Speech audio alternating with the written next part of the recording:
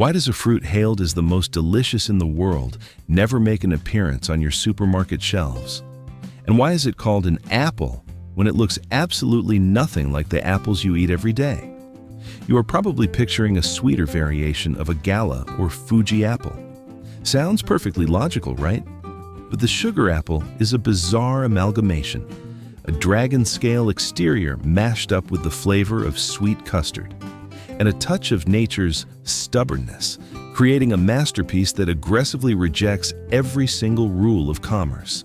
So, stick around, and we will decode the mystery hidden behind this bizarre rind. Imagine holding an object in your hands that looks exactly like a prop straight out of a sci-fi movie. It is conical, or sometimes shaped like a rouleau triangle. The outer shell is rigid, bumpy, pieced together from knobby, protruding scales that look identical to reptilian armor or a giant pine cone. On the surface, it seems to be screaming, "Do not eat me!" But don't let its exterior fool you. Hidden beneath that rough suit of armor is an absolute masterpiece of flavor. When you crack the fruit in half, the creamy white flesh inside is revealed. It isn't crisp like a green apple. It isn't juicy like an orange. Its texture is velvety smooth, thick and dense like a flan or a rich, heavy custard.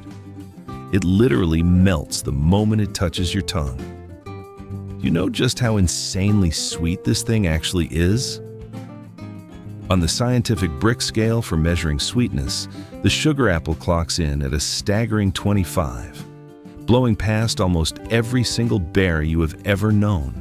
Think of a delicate blend of vanilla, pear, banana, pineapple, and a fleeting, cooling whisper of mint. The great American writer Mark Twain was absolutely not exaggerating when he crowned it the most delicious fruit known to men. But here's the crucial catch. Why doesn't something so flawless appear in supermarkets here in America? Why can't you find it sitting right next to the bananas or the Washington apples? The answer is that the sugar apple is incredibly fragile. Its shelf life when ripe is devastatingly short. It bruises easily, it splits and cracks easily. If you forcefully shove a perfectly ripe, soft fruit into the refrigerator to preserve it, it reacts in a bizarre way. The pale green rind instantly dulls, morphing into a bruised purplish brown. Even though the flesh inside remains perfectly delicious and safe to eat, that battered, decaying appearance is a literal death sentence in the retail industry. So, where exactly does this sheer stubbornness come from? Most of us love clarity. We want to know the exact origins of the food we are putting in our mouths, but with the sugar apple, it leaves behind a tantalizing, elusive trail. Science calls it Annona squamosa. Botanists generally agree that it hails from the tropical regions of the Americas, stretching along the majestic Andes Mountains and the West Indies. But the truth is, nobody dares to pinpoint its exact ground zero. Many farmers in Jamaica swear that their homeland was the absolute first place this fruit put down roots. You have probably heard prideful stories exactly like that. But things get far more complicated when archaeologists step in. Halfway across the globe, in India, ancient sculptures were unearthed, depicting a fruit that looks absolutely identical to the sugar apple. This left some experts completely baffled, asking themselves, could it actually be native to India from thousands of years ago? To understand exactly how this fruit conquered the globe, we have to travel back to the era of giant billowing sails. In the late 1500s, the global trade network began to take shape. Spanish merchants loaded the seeds of this fruit onto the legendary Manila galleons. They carried it from the New World, specifically Mexico, straight over to the Philippines. At the exact same time, prior to 1590, fearless Portuguese explorers also brought it ashore to southern India. Two historical crossroads, an incredibly dizzying speed of transmission. From there, it flooded across Southeast Asia, out to the Pacific Islands, reaching Africa and all the way to Oceania. It adapted to lowland tropical climates so spectacularly well that it completely surpassed its cousins, like the soursop or the cherimoya. It eventually became the most widely cultivated species in the entire Annona genus.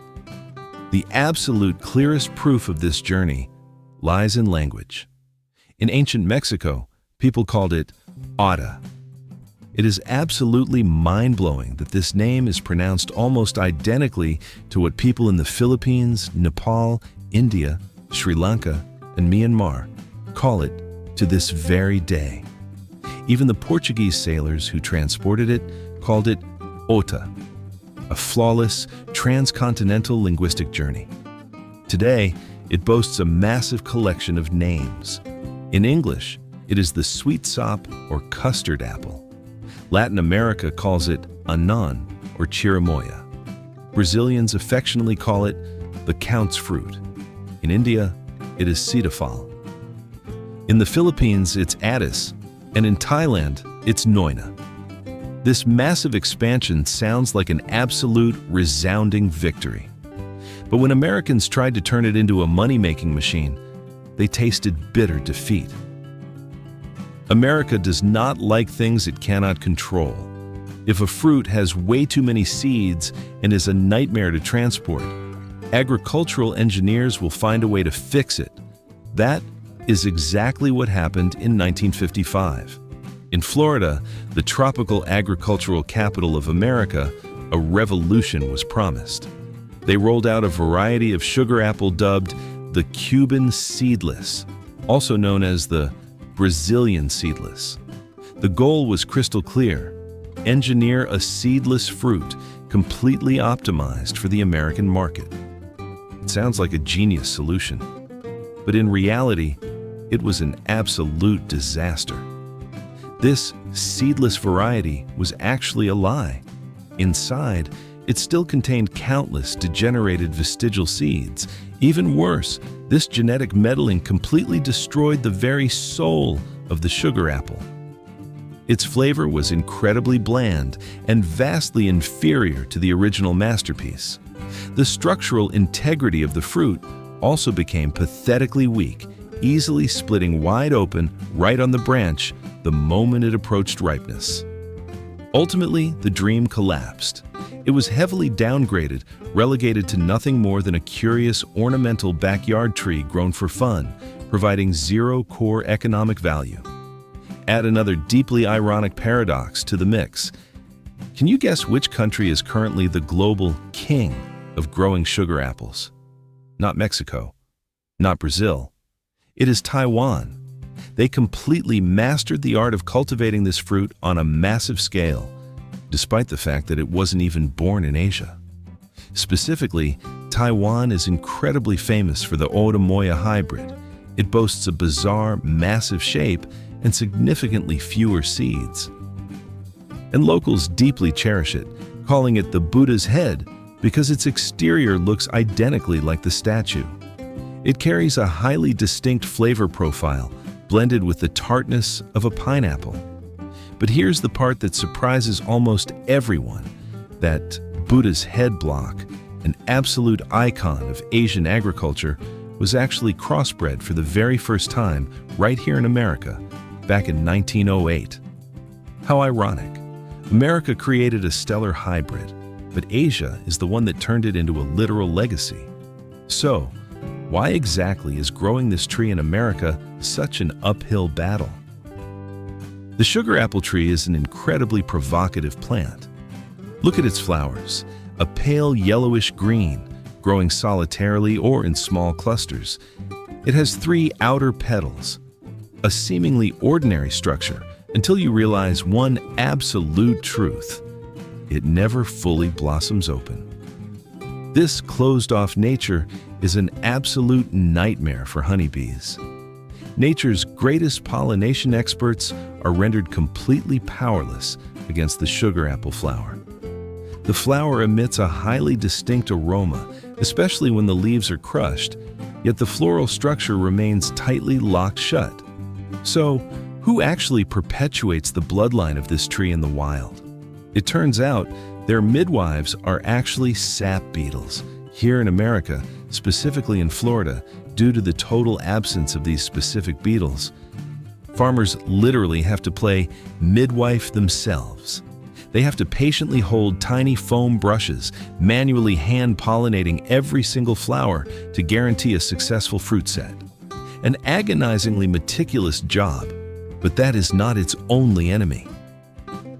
When the young sugar apples begin to form, they fall straight into the crosshairs of seed borer wasps. These insects lay their eggs right into the core, causing the young fruit to be covered in black fungal rot, shriveling up like a mummy and dropping to the ground. Even if it miraculously survives this phase, it still has to face hungry birds, squirrels, and the massive risk of splitting wide open if a heavy rain hits right as it approaches ripeness. Locked inside that heavily embattled fruit hides a profoundly dark secret. Interspersed throughout that pure white flesh are anywhere from 20 to 40 rock-hard, glossy black or dark brown seeds. Never ever chew or swallow them. Absolutely never. Because both the seeds and the rind of the sugar apple contain a compound called ananasin. This is no harmless chemical. It is a literal neurotoxin.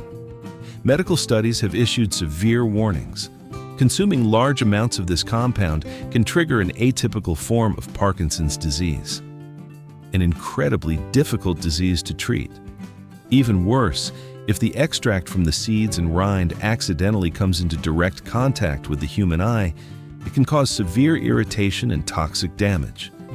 But humanity always knows exactly how to weaponize danger. Relying on this exact toxicity in traditional medicine and folklore, the sugar apple tree is utilized in incredibly bizarre ways. In India, people dry the seeds and grind them into a powder to use as toxic fish bait, as an agricultural insecticide, and even mix it into a paste to smear on the scalp to eradicate head lice. In Mexico, the leaves are rubbed aggressively straight onto the floor or stuffed into chicken nests to repel insects. Even more bizarrely, in Indian folk medicine, they crush the leaves and inhale them directly up the nose to cure hysteria and fainting spells. They boil the leaves into a decoction to bring down fevers and treat dysentery, or crush the ripe flesh and mix it with salt to apply directly onto tumors. In the Amazon, it is transformed into cough syrup. In the Yucatan region, it is used to cure severe chills. A killer medicinal plant, a treasure trove of toxins, and at the exact same time, a phenomenal nutritional machine. So now you know the fiercely contradictory biological journey of this rough, green-scaled rind. It isn't really an apple. It is absolutely not farming friendly, and it was certainly not born to compromise. But it conceals within itself centuries of transcontinental migration, an evolutionary mechanism that is extreme in its conservatism, and a flavor profile that has flawlessly tricked every single human sense. Whether you are desperately craving just one taste of that velvety custard or simply admiring it through a screen, the sugar apple remains a spectacular lens for us to reflect on exactly how this world operates. It reminds us that even when humanity constantly thirsts to control and reverse engineer everything, forcing a tree to abandon its own seeds or trying to bend biology to our will, nature will always hold on to masterpieces that flat out refuse to be tamed. And sometimes it is that exact prickly, primitive nature that creates the true beauty of life.